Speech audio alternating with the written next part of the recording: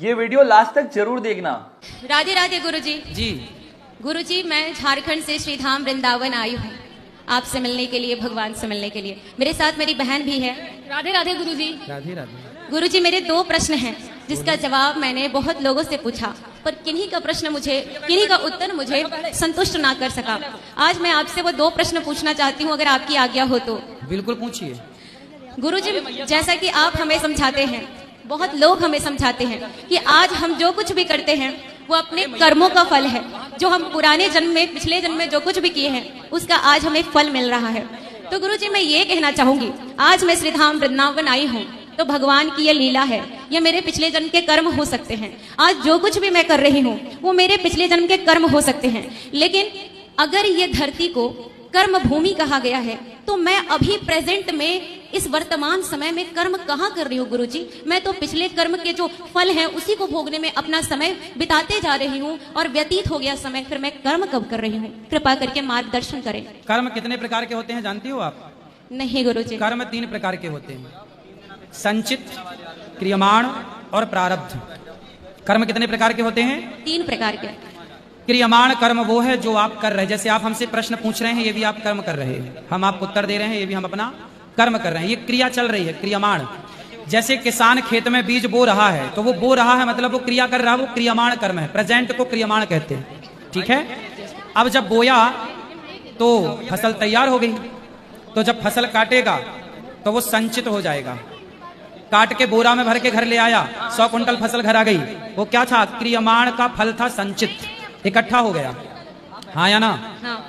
फिर वो उसी गेहूं को चक्की में पिसवा के और उसी की बढ़िया रोटी में घी लगा के मस्त खा रहा है, वही है उसका प्रारब्ध। जो किया था वही उसे मिला, वही उसका संचित हुआ और वही उसे मिला। जो कल किया था बेटा वो आज आपको मिल रहा है, अच्छा या बुरा। जो आज आप करोगी अच्छा या बुरा, वो कल की तैयारी है। तो क्या मुझे आज कर्म करने की आजादी है? क्यों कर ही रही हो आप? आजादी क्यों नहीं? आजाद है हो आप।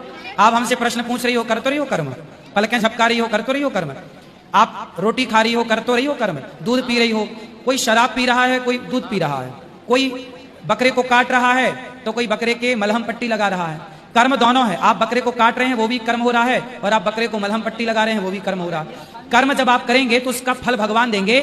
मलहम पट्टी लगाने का फल भी भगवान देंगे और बकरे की गर्दन में तलवार चलाने का फल भी भगवान देंगे। तलवार चलाने का फल अलग होगा, मलहम पट्टी लगाने का फल अलग होगा। तो महाराज जी, हमें कैसे पता चलेगा कि अभी जो हम कर रहे हैं वो पिछले जन्म का कर्म का फल है या इस जन्म का कर्म है? क्यों पता करना है? कुछ चीजें भगवान को पता रहने दो, तुमको पता लग जाएगा, तुम ही ना भगवान हो जाओगी।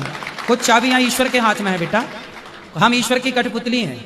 सब ईश्वर अपनी चाबी हमें नहीं दे सकते, है ना। इसलिए ईश्वर के हाथ में, भगवान के हाथ में है क्या? तुम्हारे हाथ में क्या है? तुम्हारे हाथ में है तू कर्म कर, कर्मण्येवाधिकारस्ते, तू कर्म कर, फल भगवान के हाथ में। तू कर्म कर, भगवान देंगे। तो आप कर्म को बेहतर करिए, मस्ती से करिए और फल की चिंता ना पालिए, ईश्वर है आपके साथ। धन्यवाद गुरुजी। और मेरा दूसरा संतुष्ट हुई इस प्रश्न के उत्तर से? हाँ, संतुष्ट तो हो गई। ठीक है, दूसरा पूछो। दूसरा प्रश्न है कि महाराज जी, जो भगवान विष्णु हैं, श्रीमन नारायण, उनके पार्षद 3 रूपों में, 3 युगों में धरती पर आए। पहला वो सतयुग में आए, हिरण्याक्ष और हिरण्यकश्यप के रूप में। दूसरा वो त्रेता में आए, रावण और कुंभकर्ण के रूप में। उसके बाद वो द्वापर में आए, कंस और शिशुपाल के रूप में। शिशुपाल और दंतवक्र के रूप में। कंस नहीं था वो, क्षमा करें, शिशुपाल और दंतवक्र के रूप में।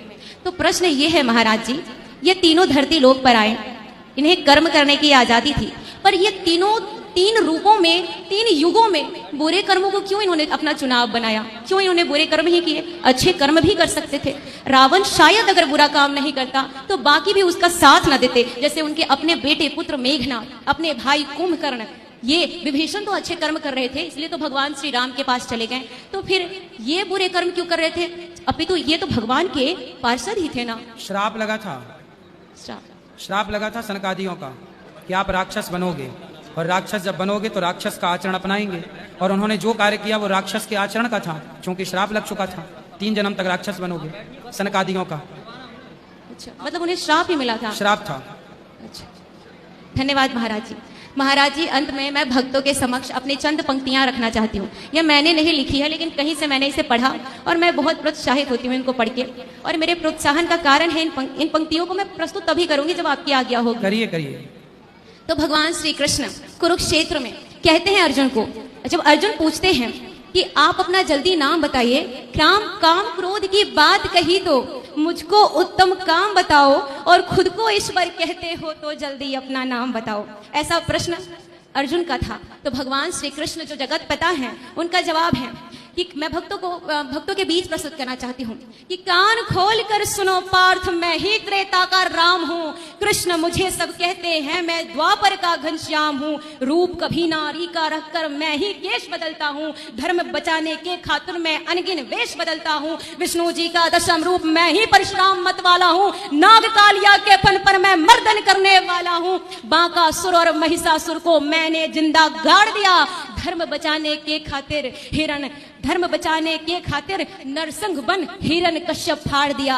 रथ कहीं नहीं चलता है, बस मैं ही आगे बढ़ता हूँ। धनुष हाथ में तेरे हैं अर्जुन, धनुष हाथ में तेरे हैं, पर रणभूमि में मैं लड़ता हूँ, रणभूमि में मैं लड़ता हूँ। सुंदर। धन्यवाद गुरु जी।